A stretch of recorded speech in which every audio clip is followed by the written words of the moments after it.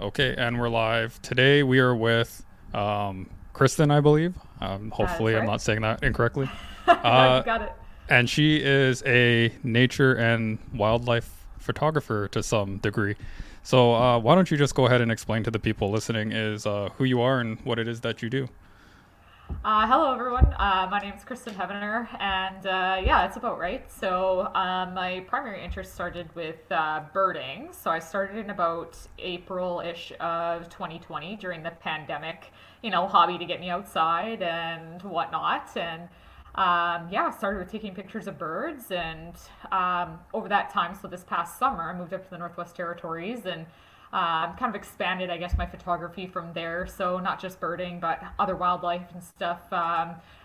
Landscapes and northern lights is something that I've definitely really taken an enjoyment to, and been doing a lot more of that as well. So yeah. So, when you first got into birding, what kind of pictures were you really aiming to get? So, I do a bit of photography. I'm dog water at it. I'm absolutely horrible. So when I look at profiles like yours and other people's, and I see these really good images, I'm always like, damn, like getting the feathers in a certain way, the way that they're spread, or getting them like capturing like a fish or like some sort of other animal, like hunting. I think that's always what I'm trying to get. Is that like similar to what you're trying to achieve as well? Absolutely. I guess my like biggest kind of thing is to try to catch some of those like natural behaviors and whatnot. So yeah, whether it's like a bird of prey, catching them hunting. So like I did catch one shot of an osprey diving down underneath the water. Their hunting technique is pretty fascinating. So diving into the water and coming up with a fish and other birds like foraging for insects and such like that. So to yeah try I guess capture them in a way that it just shows their natural behaviors and like a natural habitat. And yeah, I guess that's probably my goal with that and capturing birds and wildlife. Yeah, I find birding to be some of the hardest. For I feel like they somehow know I'm trying to like take a picture of them, or like they're Oh yeah. super skeptical. Like I'll have the camera out and I'll be like far away and maybe like somewhere off the side of the road where I know there's like a good nest or something, Yeah. And they're just like, "Fuck that guy!" Like he's watching me. Like he knows. Like they think it's a gun or something. I don't even know. Like and So true. It's so funny because like the amount of times that like I'll go out searching, so like bring my camera out, I'll go searching for birds or other wildlife or something like that, and like you get nothing. And it's like as soon as you go out without your camera, then you get the best views and the best species that come up. But yeah, it's so challenging. It's been the biggest test of patience, honestly, I think, like in my lifetime, birding and photography and birding combined. It's yeah, such a challenge. all the times I never have my camera with me is all the times I see the most incredible things. And that's sort of what Yep. got me into photography was I was just sort of an outdoorsy person. I was always out and I was seeing these amazing sunsets or these like, the sky would just look beautiful. Oh, yeah. I would see like animals and like no one would really believe me. And I had like my cell phone with me or whatever, try to take a picture, but it doesn't do it justice to the same degree. Oh, never. So, and there's not the same kind of zoom and all that kind of stuff. Yeah. So, when like I remember one time I was just driving home after like a night shift at work and I saw this like big tree and all these turkey vultures had just somehow like on this haunted looking tree and they all just kind of like sat on this tree together like gathered for the I don't even know why they're like in a flock or I guess it's like a murder and I was It's like that would amazing. be an amazing photo and something like this I don't know how often this happens but like it's the perfect tree the perfect kind of like bird and they're all and there's like no one else is ever going to witness this. I can't get a picture of it. It was just like, Oh, like man. it was just things Literally like the that. worst. Yeah, the worst. Yeah. But I still thought it was one of the cool like things I've ever seen. But yeah. When you go out, what's your favorite animal to like look for? What are you looking for primarily? Since moving up here, the foxes have definitely been, one of those like targets that I really look for. So, I'd seen the one photo that I had got up here. So the first time that I saw a fox, it was coming kind of towards the end of summer, and it was like just down the road from my house, and I was so excited because it was so close. And from that moment, so I want to say, I have to go back and look at the photo. I want to say it was probably like September or something like that. And from September until about 2 weeks ago, I never caught another photo of one. It was like every single time I saw a fox, I was driving down the highway and, couldn't get my camera ready in time, or didn't Yeah. have my camera, of course, again, Yeah. as we're talking about. They're elusive. They are, and then ended up finding 3 of them in the same spot just, a couple of weeks ago, and was fortunate enough to be able to kind of sneak in and just like sit down basically in the ditch on the side of the road. Ended up sitting with them for like 20 minutes and watching them play Awesome. and whatnot. It was amazing. So yeah, I love photographing them because I find them so playful and so fun, and any opportunity that I can get to sit and photograph one, absolutely, I'll take it. So. I got a couple of fox lures I could share with you. I was out camping with Oh. a group of my friends earlier this summer, and we were just sitting at the campsite, kind of like fooling around. And I always have my camera with me and stuff, but it's usually maybe it's in the car, like off to the side. And Yeah. this fox came trotting down the path, like kind of right next to our campsite, and it had a chipmunk in its mouth. And I was like, No oh, way. and I was just like, oh fuck. And this was like after lockdown, so like a lot of the campgrounds had been closed for like a long period of time. So the animals had kind of basically taken over, and this was the first time people were allowed back. And then it put down the chipmunk onto the path, like it was already dead. And then it went into the bush beside our campsite, and it started like actively hunting all these other chipmunks. And he had basically like one shot. He did his like little jump thing that they do. He missed the shot though, and they all scurried up the trees, and they all started doing like their alarm sounds when they're like all like chirping. And then he knew he had fucked up, and he was just done. He was just like, okay, they're not coming back down. He went back to the road, picked up his like first chipmunk, and then just carried on to the next like path. And I was just like, wow. I tried getting a shot of that, and I tried getting like video of it, but it was just like, it was too amazing to like stop and like I had to like watch it more than like record it. I don't know. Oh, It was like absolutely. one of those things. And then another thing is I have a friend named Sean, and he lives up in the Yukon. So Okay. so we're just over a couple provinces from you, or one from you. And Yep. then they have this thing where it's called the Fox Depot. So his neighborhood is plagued. I wouldn't say plagued, but like there's a lot of foxes. So if their kids leave out like objects, toys, socks, shoes, all this kind of thing, the foxes are like mischievous, and they'll come along and they'll scoop it up, and they'll randomly take it to like someone else's property. They totally do. Yeah. So the community started this thing called the Fox Depot, which is basically like a big lost and found on like an open plot of land where people can just go and take all the objects that they found on their property that aren't theirs, and they return them. So if you have something that's missing, you go there and you're like, oh, there's my kid's doll, there's like this, there's that.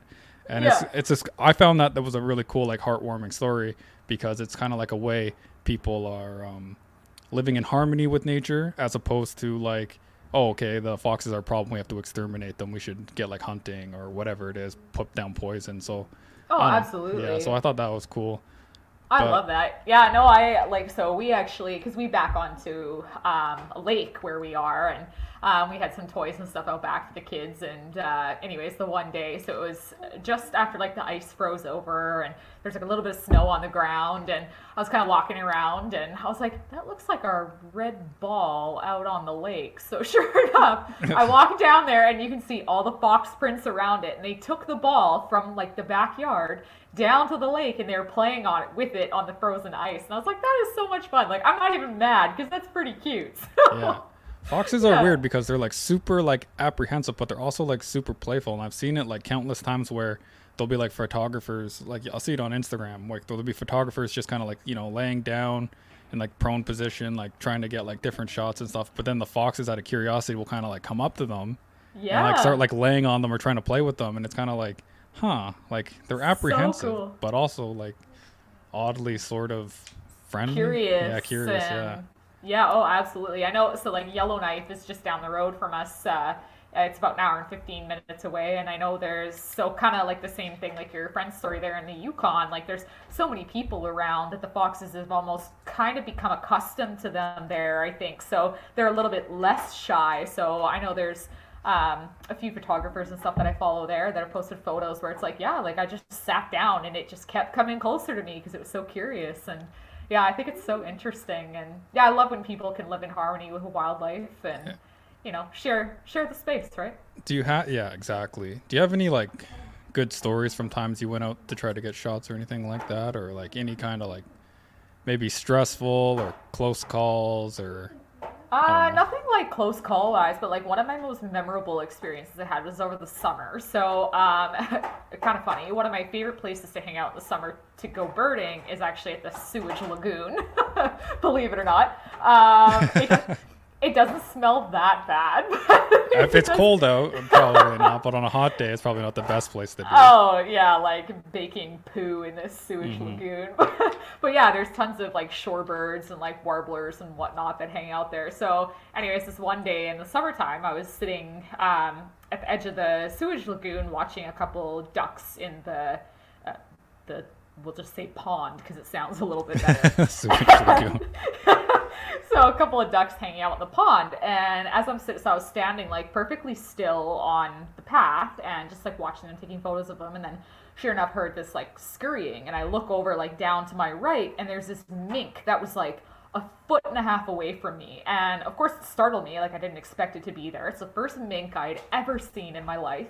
And so I was like, holy crap. So then ended up kneeling down, and it took off for a second because, you know, obviously my fast movements. And anyways, kneel down. It ended up coming back right towards me to come check me out again. So I ended up getting a photo of it like basically straight head on as it was like coming right back for me. And it was so interesting to see because I, again, one, had never seen a mink before in my life. And to have one that's like, hey, what's this like, you know, person doing here, and just that curiosity. It was so cool. I absolutely love that. Yeah. I love they're cute as hell too. They're like one of the cutest things I've ever seen. I love running into them, or like otters. Fishers are a little less appealing, but they're still kind of cute in their own way.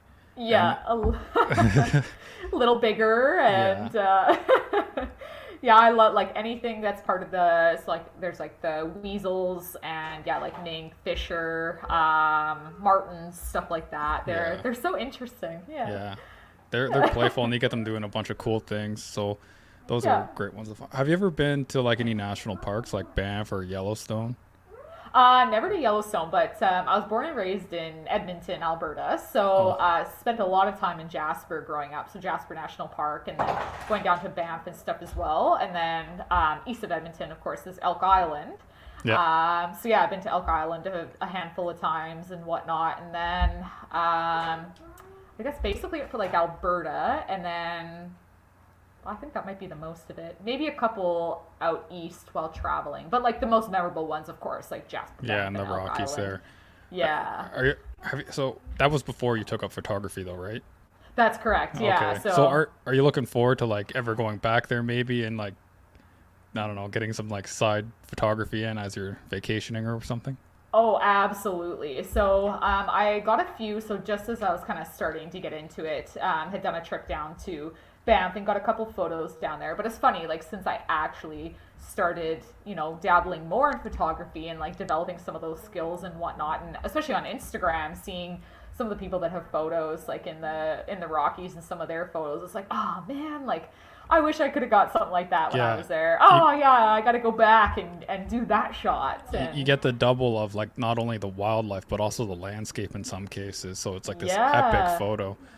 I kind of feel like sometimes it's cheating out there though, because there's so many animals, you know. It's kind of like it's almost like they're like semi-domesticated. I'm like, is this cheating? I don't know if this is cheating.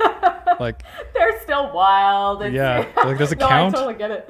Like I don't know, because some of them are like even like collared and stuff like that for like like bears and stuff. Yeah, and, even like the ones that they're just studying. So and I feel like when I get like video or like photo of those, it's like somehow less like, I don't know, like what would be the word? Like it's like not as good. Yeah, it's not as gratifying. It's like it's already been like conquered by somebody. It's like it's being tracked.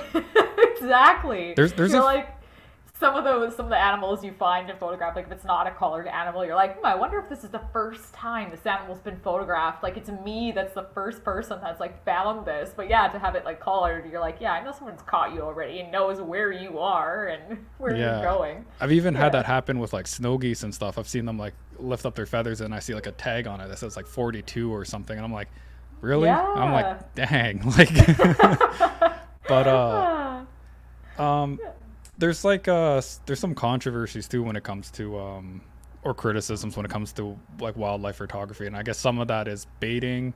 Another thing Yep. is like I didn't even really realize this until like further down the road, but people will try to find ways to like radio track animals as well. So some of Oh these my like goodness. grizzlies and stuff that are collared in the parks, and they've banned it. They've banned this stuff since, but they would have stuff that could like track the radio collars.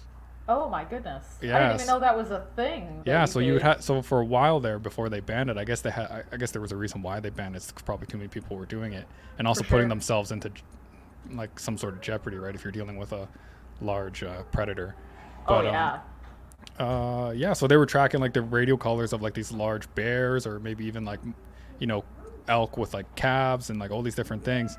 And so they had to put a stop to that. And I was just like, wow, man, people went to lengths to get like photo shots of Oh, certain things. absolutely. And I've seen that. I know very recently there's a group of photographers that I follow out of Ontario, and I guess there was a northern saw-whet owl that ended up eventually it ended up getting taken to like a wildlife rehabilitation center there in Ontario.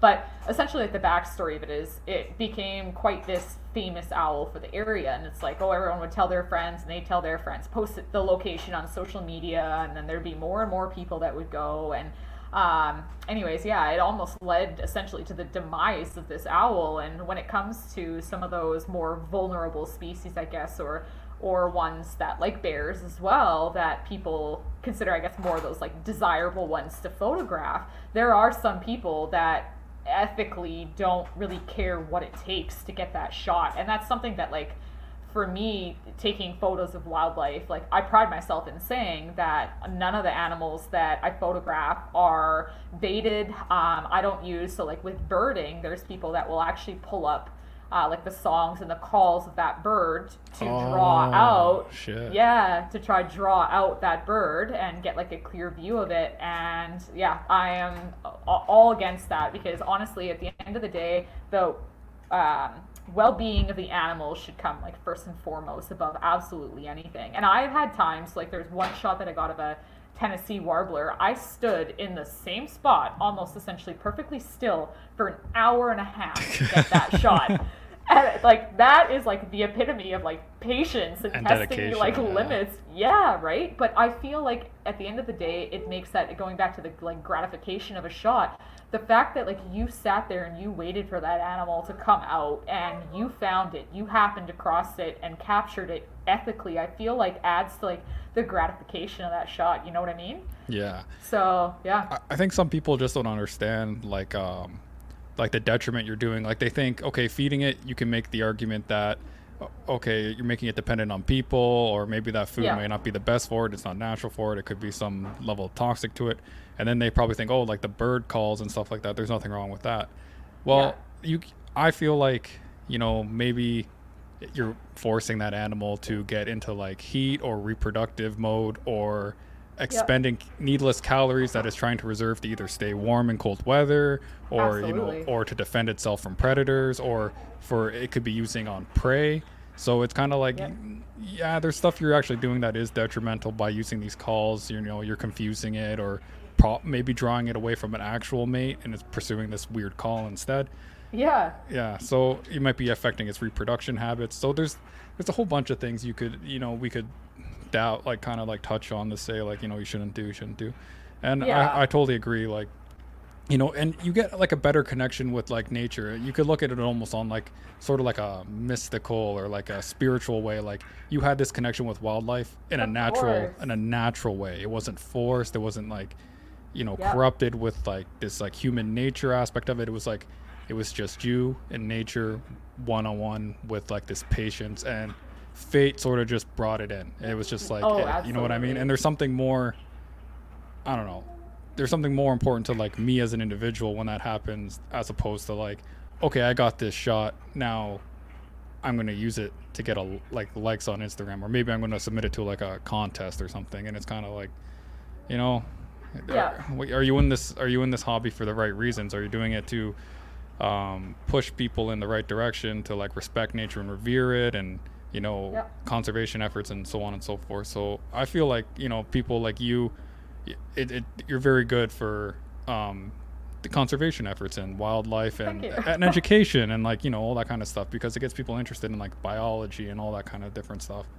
Oh, absolutely. And I think that's, part of it too is so like coming back, some people might not know, especially so like playing bird calls back, like they might not think that has any impact on like a bird's natural behaviors or anything like that. But for somebody who does know, to be able to educate people in, like a level kind of way, like obviously not to talk down on somebody, but yeah, like educate them and like let them know about like ethical practices and whatnot, and the satisfaction that you get from actually, exactly like you say, like spending that time with nature and letting kind of fate do its thing and letting the animals do its thing. It's much more valuable, I think, to have that. And no, yeah, I absolutely agree with you.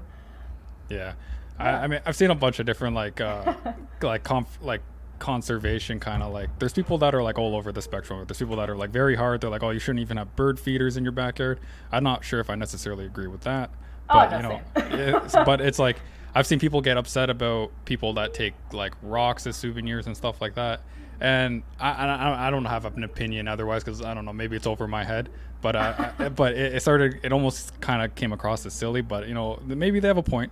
And it was funny because like I was like, okay, well, how does a rock like a little stone? They're like, that could be a salamander's home. And when I read man. that, I said I like died laughing, but I'm like, it's kind of true. Like maybe it is. Like it could live under the rock. That's true, I guess. Yeah. So it's kind of like it's like leave no trace. I'm like, I guess there's actually what they mean is like leave like zero trace, because you can make an Yeah. argument for like anything in nature, right? So I was just like, it's true. That's true. I Yeah, guess. Like absolutely. yeah. I've never thought of it to that extreme, I guess. But now that you mention it, now every time I go out in the summer, it's like maybe I shouldn't pick this flower because maybe it's like a spider's home or something. Yeah, that's a spider's home. Don't drink the water. It's a fish's home. Like, Exactly. I don't know. It's amazing. Some of the there's like online rivalries between people that build I guess they're called like a nookshuks or cairns.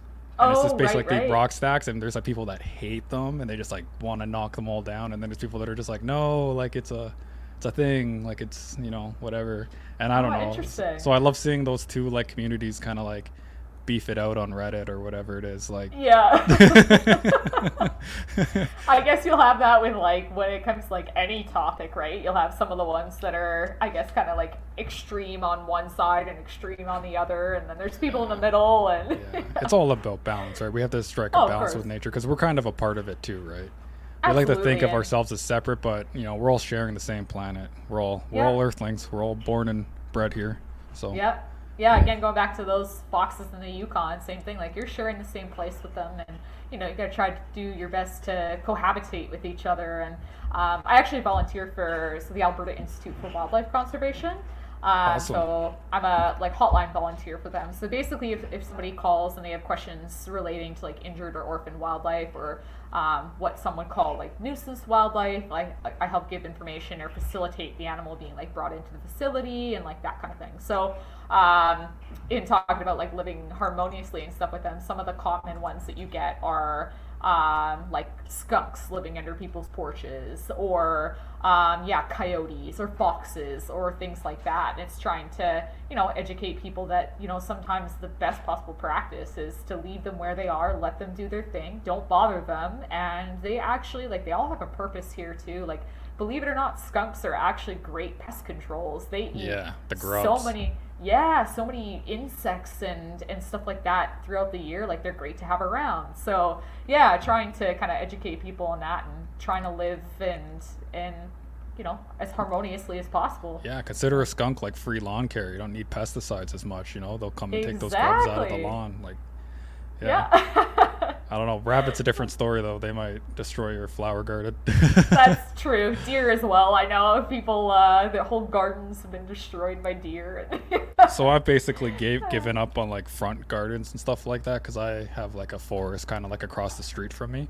Okay. And basically, so what I've done is now I just plant wildflowers, and they're basically like native plants or native flowers, and I just completely drench the soil in these seeds, and then I just Yeah. got like this crazy wildflower garden. And I figure, okay, this is good for pollinators like these butterflies, bees, and Oh, and the hummingbirds. bees. They're all going to Yeah. benefit from this. So it's kind of like, and it looks half pretty. It blooms like twice a year, but the rabbits Aw. love it, and the rabbits will always come and like eat it. And I'm like, Well, because it's so cheap to maintain, and they're pretty like, since they're like a native species, they don't really struggle that hard. Yeah. They're pretty successful, so it doesn't matter if a few rabbits come and like mess it up and stuff. But they love like sleeping in my garden now, so yeah, I Aw. feel like I'm like, okay, I'm making my gardens and stuff, you know, more harmonious with nature instead of like, I don't know, hating the Oh, rabbits. Yeah. absolutely. Yeah. And too, it's, saving you money from going and buying like a ton of other flowers and whatnot and planting. It was nice to just sow some natural seeds and yeah, have some wildflowers pop up. Yeah, I got kind of eccentric and I decided to redo my lawn in the backyard because I figure no one's really going to see it but me anyway. But I did Yeah. clover instead of grass seed.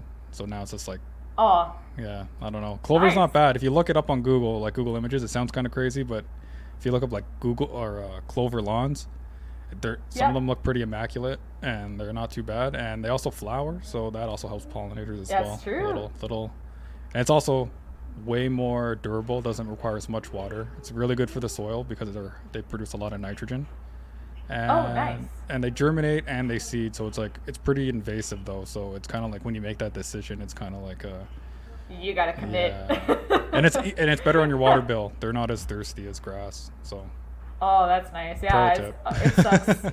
I mean, here we don't have a lot of grass. There's like, little patches, but it's mostly just rock where we are. But Rock like when and we were lichens and little essentially, bushes, yeah. yeah. Well, but yeah, like in Alberta, obviously being kind of more of a suburban neighborhood and whatnot, you've got your lawns, you're out there mowing and you're watering in the evening. And yeah, it's a lot of, I guess, water consumption and whatnot. And yeah, sometimes nice to just, I think, clover, because it's so green too. So Yeah, I'm it's a sure deep that, green, yeah, it looks beautiful as long as it's like, well I don't know maintained how and you maintain manicured. that. Yeah. Yeah, exactly. Yeah. Is there like a animal right now that you're hoping to get a picture of or footage of like in the relative future? Like for me, I think my bucket list is probably a wolverine. Is probably up Yeah. there. Yeah, Wolverine is on mine and Wolf as well. So there's a spot basically just down the road from me. So it's called Russell Lake. And I go out there quite frequently, like more in the summer, but I do go out there in the winter as well. And I have over the very recent weeks here seen quite a few wolf tracks. And so it's on my to do list to eventually here get a trail cam and set it up there and see if I can spot one because they're out mostly at night, I'm guessing. Yeah. But yeah, that would definitely be one of mine. I know there's a handful of people here that have said that they've seen. It's funny, I just had this conversation yesterday. So a few people that have said that they've seen a wolverine around, and so I was like, oh my goodness, like I would love to get a shot of a wolverine, like especially yeah, knowing like how elusive they are and solitary, and they're like typically in pretty uninhabited areas, and Yeah. I'm like, oh man, that would be just like one of those shots. It would make somebody so envious, so many people so envious to get that photo. And so yesterday, driving to Yellowknife for groceries, ended up seeing a fox. So it was one of the cross fox colors. So it's kind of that like the black and the red kind of like mixed together. Yeah, And I super was cool. like, yeah. And so it's the same area that this supposed Wolverine has been observed. And so I was sitting there thinking to myself, I'm like, I wonder if what everybody thinks they're Yeah, they're seeing as mistaking this it. Wolverine is actually, yeah, this fox. Because you think, like, looking at the colors of their coat are probably, like, relatively similar. So I don't know. Yeah. It's got me wondering. And unless I get, like, footage of one on a trail cam or see one for myself, I'm a bit skeptical on it. But, you're holding out for, yeah, absolutely. That'd be amazing to This get a shot this of a Wolverine's gonna Wolverine. be Yellowknife's Bigfoot. It's like Yeah, right? uh yeah, with wolves, there's not too many in my area, but there are some sometimes, and the problem with trying to find them is that they have very long sort of like these like routes that they travel, and you don't really know Yeah. if when and how they're going to be in your area, and they basically have like a loop that they do that's like kilometers and kilometers long. And I remember one day I was driving home and down a side road, I was like, oh, there's like a coyote running down the road. And then as I got closer to it, I drove up right beside it, and its fur was much longer and it was much taller than a Oh. coyote. And I just looked at him like, oh, that's a wolf. Oh my goodness. And it was a beautiful wolf. Like this one was not struggling to find food at all. Like it was like healthy. And I was just like, damn, dude. Wow. It was like 3 a.m. though. It was like the middle of the night, like winter, and it was just, going down this road. I guess because it was like easier to run in than the deep snow. But Makes sense. Energy yes, conservation, right? yeah. Oh, that would be so cool. I know there's been a handful because like I'm on part of like a bunch of different Facebook groups up here, and there's been a handful like across the territory that have been spotted like on the roads and whatnot. And there was one actually over towards the end of fall that there's a few people that have said that they saw like a lone wolf kind of hanging out around the bay and whatnot here. And yeah, I never got lucky enough to see it, but there was a friend of ours that had said had gone home for Christmas to Alberta, and while we were gone, a friend texted me and said, "Oh yeah, there's a wolf just like hanging out on the ice right behind your house." And I'm like, "Of course that would happen while I'm not there. Like that's just the epitome of my luck."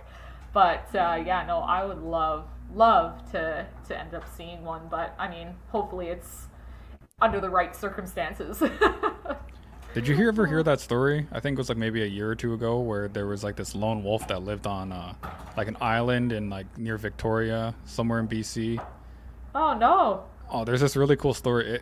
Some jerk killed it, but basically like Oh.